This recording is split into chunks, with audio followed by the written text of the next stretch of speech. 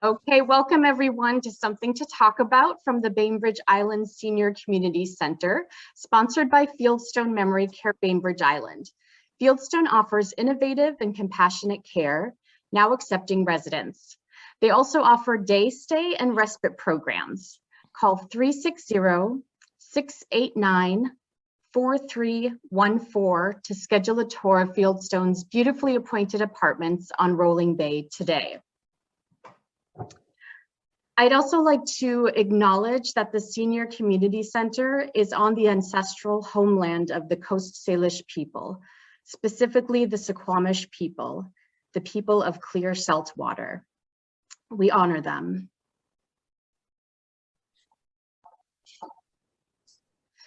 So thank you again, everyone, for joining us today. For those who don't know me, my name is Katie Ojay, and I am the Community Resource Navigator. And I actually have the pleasure of working with both the Senior Community Center and also Island Volunteer Caregivers, which is what I'm here to talk about today. So Island Volunteer Caregivers, we are a nonprofit organization on Bainbridge Island. We do all sorts of things. We have volunteers that help take folks to medical appointments. They will help take them to the grocery store. We have volunteers that can come into people's homes and do some light housekeeping and meal prep, simple tasks like that around the home. But we really pride ourselves on being an organization that connects community members one-on-one with other people in the community to really form relationships, to really just to be kind neighbors and to support one another. We have all sorts of things going on. During the pandemic, one of the big things that we started doing, and this was a big shift for us, but was to help get folks connected to the vaccine and to help to keep communication going for folks who maybe don't have access to the internet or don't use computers. I'm sure as many of you became aware, so much in terms of being able to get connected to the vaccine required you to go online and to try to sign up online. So that was a huge barrier for a lot of our folks. Again, our amazing volunteers really stepped up and helped with phone calling. So we would reach out to our members, we would reach out to as many folks as we could to make sure that they had the information that they needed in order to get the vaccine or just understand what the options were. And then we also were able to provide transportation to folks so that they were able to go and to get the vaccine. We understand that was a barrier for a lot of folks as well. So just to quickly talk a little bit more about my role within the organization. So again, my title is Community Resource Navigator. And what that means is that I meet with folks to discuss resources in our community. So that's folks who either participate at the Senior Community Center, through IVC, or just any community member that's looking to find resources related to aging or just other resources in the community. I also do the intakes for IVC. So if anyone is interested in signing up for Island Volunteer Caregivers, they would just reach out to us at our main line. And then I would come and do an assessment, an in-home assessment with folks. And I know when you say assessment, it can sound a little intimidating, but really what it's meant to be is just an opportunity for us to sit down one-on-one, for me to just get to know you a little bit better, to talk about what are some of the things that you're interested in, what kind of services might be helpful related to IVC. And then assuming everything is a good fit, then we will get you signed up with IVC. Again, as a community resource navigator, if we also determine that maybe there's some other resources that would be helpful, that's something that we would talk about at that appointment as well. I'm also very happy to connect with folks via phone or emails. So if people are just interested in learning more about resources or just have questions, you're always welcome to call either the Senior Community Center or you can reach out to me at Island Volunteer Caregivers. Okay, so I'm just going to take a quick pause here and just see what questions people have. Anything that you'd like to ask at this point?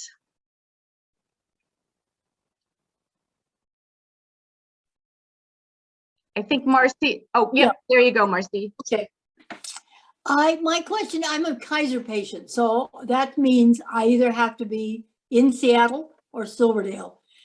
And I don't ever call up IVC because I just don't see that as a possibility. I mean, if I go in, say, for a colonoscopy, I need somebody to go in with me and stay for up to the hour or 2 hours and before they can come back. And I have no idea if that's a resource that's available or not. I think about it all the time, but I never call you up and ask.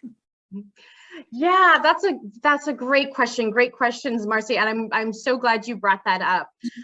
So as far as the locations go, Silverdale, Bremerton, Seattle, yes, we do have volunteers that will go to those locations. So if you are someone who finds that you have medical appointments, in areas off of Bainbridge, that is absolutely something that we can provide transportation to. Because we are a volunteer-based organization, it does always just come down to whether or not we have volunteers available to do those trips. But we're really, really fortunate in that we are able to get the vast majority of our trips picked up. So yes, so if you're somebody that is looking for needing transportation to Seattle, Silverdale, other parts of Kitsap, that is something that we can provide.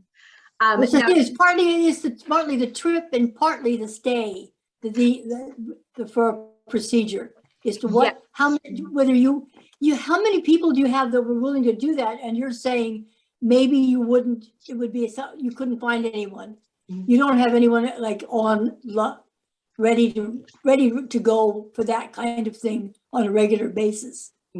Yeah, so great question, and I'm glad you asked for that clarification. So I'll just quickly address what, when you mentioned things like colonoscopies or something that require a stay or some kind of monitoring post the appointment.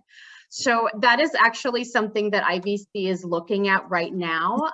We do get those requests from time to time. And it is a little bit challenging because, if you've ever had a colonoscopy or had any sort of conscious sedation, that there's usually a requirement that somebody's going to sign you out, say that they'll be with you or monitor you for the next 24 hours. So unfortunately, right now, that's something that extends beyond what IVC can do. However, I will just encourage folks to please stay posted on that because that is something that we're really looking into. We're actually in discussions about that right now to see if we can come up with a plan that would allow us to have our volunteers take folks to those sorts of appointments.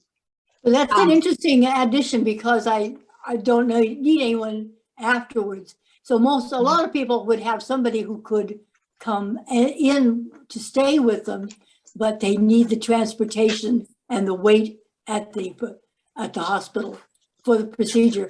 And so you're actually looking for the next step up, which is somebody who would take over the whole thing for 24 hours, essentially from the beginning to the end. Yeah, 48 hours. Yeah, so it would be likely that we wouldn't be able to have a volunteer stay with the individual for 24 hours, but we are looking into whether healthcare providers would allow for us to still transport the individual home and provide some monitoring, which would likely be, a follow-up phone call or a check-in within that 24-hour period. So yeah, and part of it's going to come down to, what we're able to do policy-wise within IVC, but also what healthcare providers are willing to accept as well. Again, we know it's complicated than it looks. Yes, yeah, unfortunately it is a bit tricky, but we really recognize that it's a need. And so we really are trying to work to see if we can't come up with some solution. So again, that'll be something to keep an ear out for, and hopefully I'll be back on here soon giving folks good news that that's something that we're able to do. But like I said, something that we're working on right now. Thank you. Yeah, absolutely. I'm so glad you brought that up, Marcy. And then, just as, going back to also, how do we get people to appointments? And again, because we are volunteer based, So I'll just back up a little bit and kind of explain more our process of how folks get signed up with IVC. So again, to start the process, we would come and do an in-home assessment and gather up information. At that point, if there's any requests, then I would get that information at that time. And once somebody's signed up with IVC, in order to put in a request, you would just call our main office. You would speak to any staff person. Likely you're going to be speaking with Morgan, who's our program coordinator, and she will get all the information about the appointment. And then what happens is Monday through Friday, we send out an email to all of our volunteers. The volunteers take a look over that list, and then they let us know which appointments they're able to drive people to.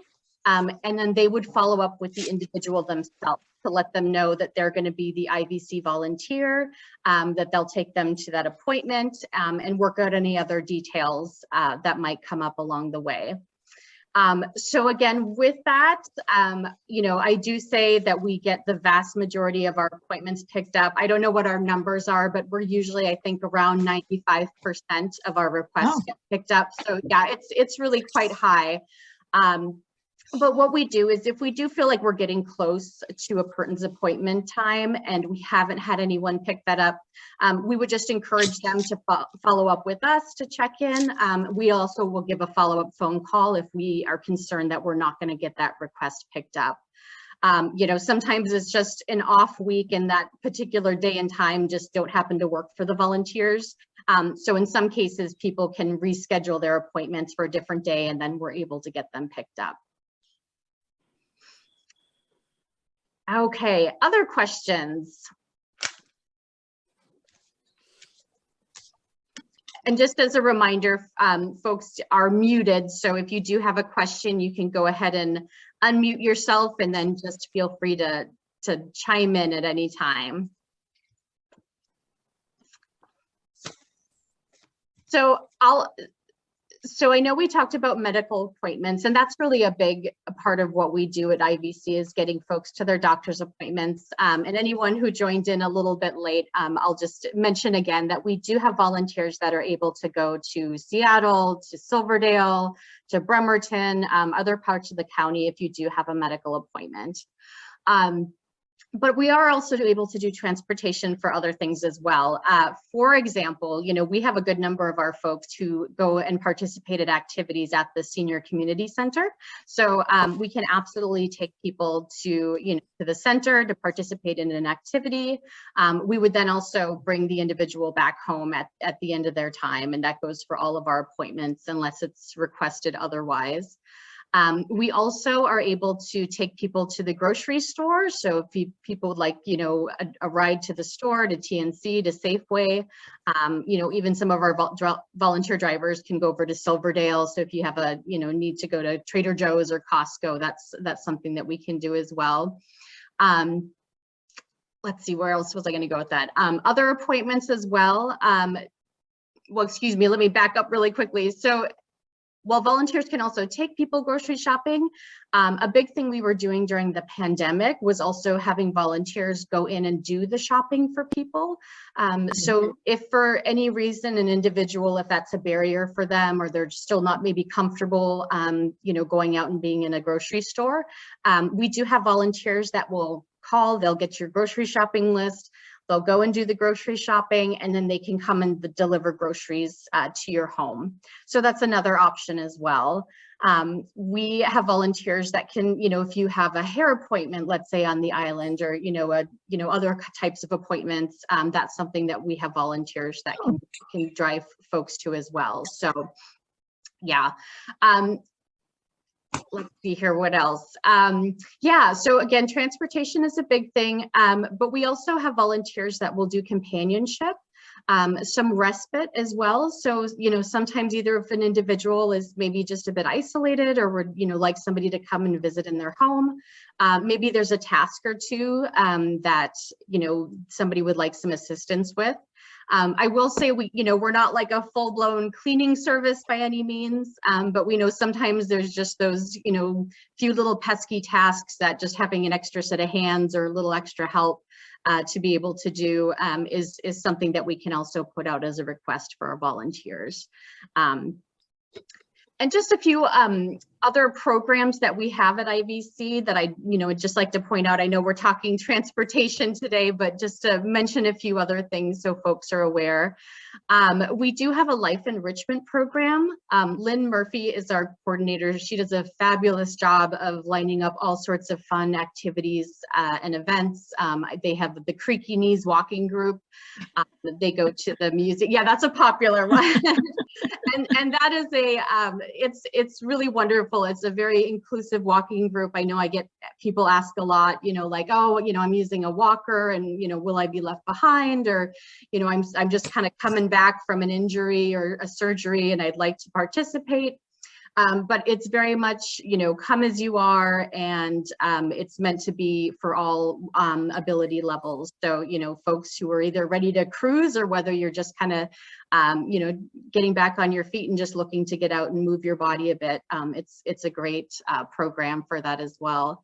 And then again, she lines up all sorts of other fun events, going to the movies, doing opera group. They also will go to the museums, and I know she's always open and interested in finding new ideas for activities. We also have a medical note-taking program. So we have volunteers that they can accompany folks to their medical appointments, and then they can take notes during the appointment. They're also available to meet ahead of time. So I always joke, but it's pretty much true. If you're like me and you have all these questions that you want to talk to your healthcare professional about, and then you show up at your appointment and then you draw like a complete blank when they ask you if you have any questions. One of the nice things is that the volunteers, again, can write down any questions that you have ahead of time. So that way, when you're in the appointment, they can help remind you some of the questions that you wanted to discuss with your healthcare provider. We also have a pet companionship program. I think we're a bit limited on that one for the time being, but we're hoping to kind of amp that up again. And we have a few volunteers that have puppies, dogs that they'll go out and visit folks just for a little, a fun visit with an animal. We also have a caregiver support program that runs. And then let's see, what else was I going to mention? Our grief support program. So Robin Gaffney runs a grief support program. There's an in-person support group that meets twice a year. And to get involved with that, that's just something that you would connect with Robin Gaffney and work with her to see if it's a good fit. And then we also have the Compassionate Companion program. And that's where we match folks one-on-one with a compassionate companion volunteer to offer support for folks who are grieving or have experienced loss. Okay, so I've rambled quite a bit. Any other questions right now? I have a question. Yes, please go right ahead. Well, I joined late, so I missed the first 5 minutes.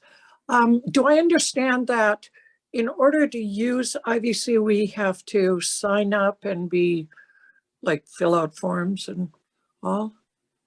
Yeah, great question. So in order to use IVC services, we do need to get folks signed up with us ahead of time before we can take any requests. And the way that works is that I would come out and do an in-home assessment. And again, I just really like to emphasize that this is not a, something we search through your home and do an extensive search for, but it's really just to make sure it's a safe environment for a volunteer to come to.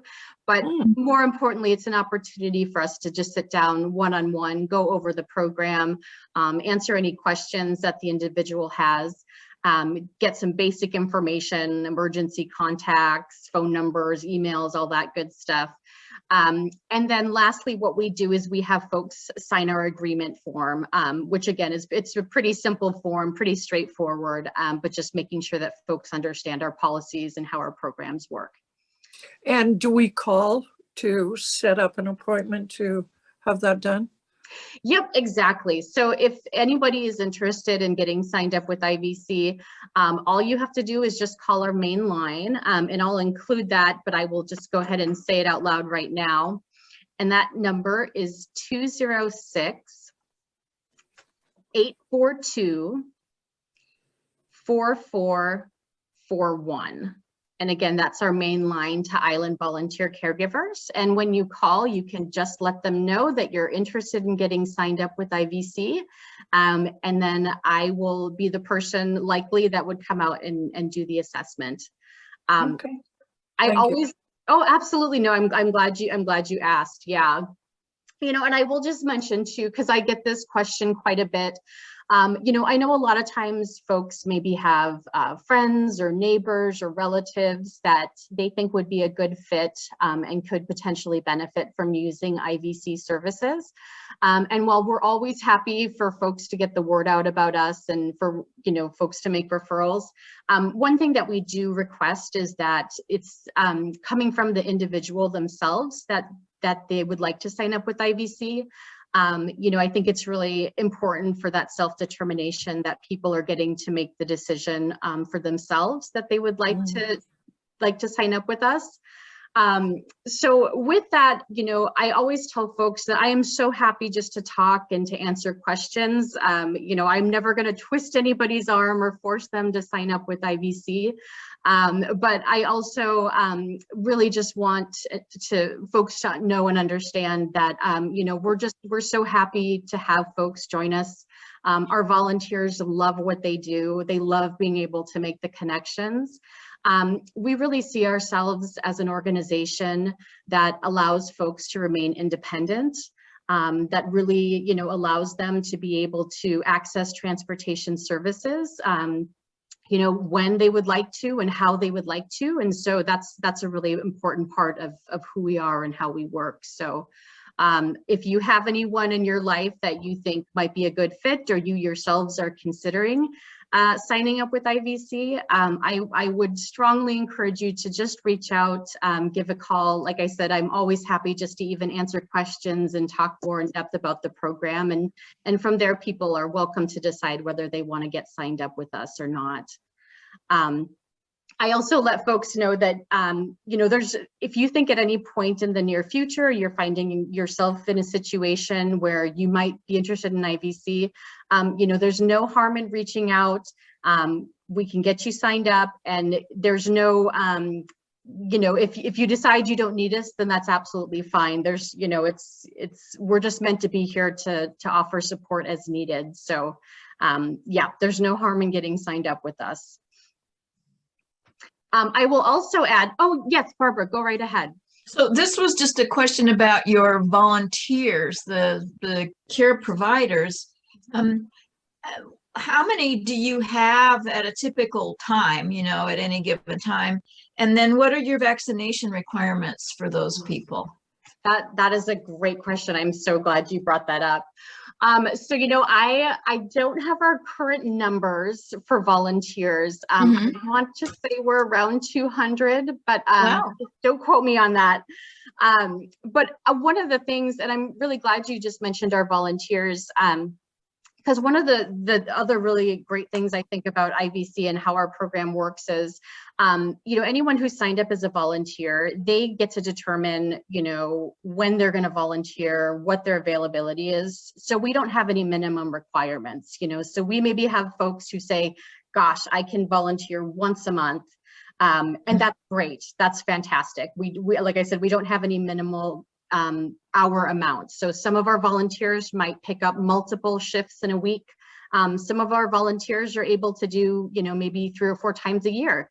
And it's all great. We're just appreciative of everyone and what they're able to give. As far as our vaccine requirements go, so we do require our volunteers to be fully vaccinated in order to work with folks. So and that's just, you know, it's something it's optional in terms of, you know, whether they choose to volunteer with us or not, but it really hasn't been a problem. And again, our volunteers, anybody that would be working with an individual is going to be vaccinated. As far as, and we have our volunteers, and then we've referred to our other folks as care receivers. So the care receivers, we don't have the same requirements for them. We know certain individuals are unable to get the vaccine for one reason or another. So what we do then is any of our care receivers who are unable to get the vaccine, we would just notify any volunteers of that. So then the volunteer can make a decision of whether they're comfortable volunteering. So that part is optional. During most of the pandemic, we have been having folks wear masks. And one thing is that we are still encouraging folks during transport to continue to wear masks. And then there are certain scenarios, you know, when people are going to the Creaky Knees walking group, we're outside, you know, then that's just an optional thing for folks. But we've been really, you know, trying to follow the, you know, Kids at Public Health, Washington State CDC guidelines as closely as possible. Yeah, great question, Barbara. I'm really glad you brought that up. Yeah, yeah. Any other questions?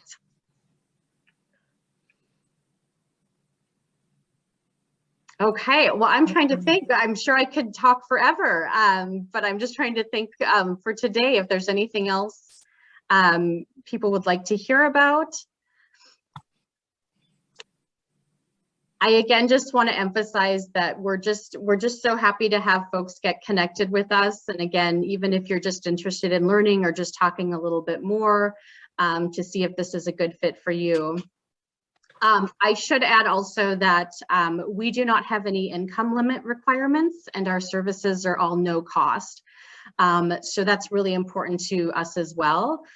We don't want finances to be a barrier to folks, you know, getting transportation and being able to get to medical appointments, to the grocery store. The only time that we would ask for an individual to cover the cost would be if they're taking the ferry over to Seattle, then we would just ask if the individual could cover that cost, and if there's any parking fees that are related to that as well.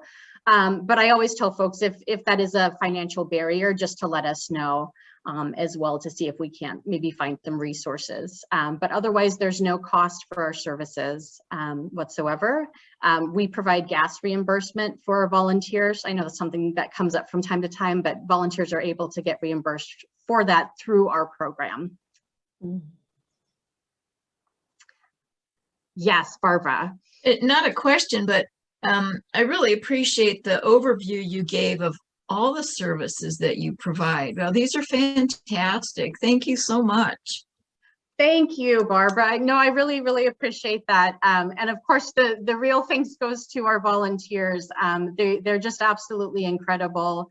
I'm sure, as you can all imagine, really the best part of it is when you hear about the connections that are made within our organization, just the friendships that are formed, the stories that are told.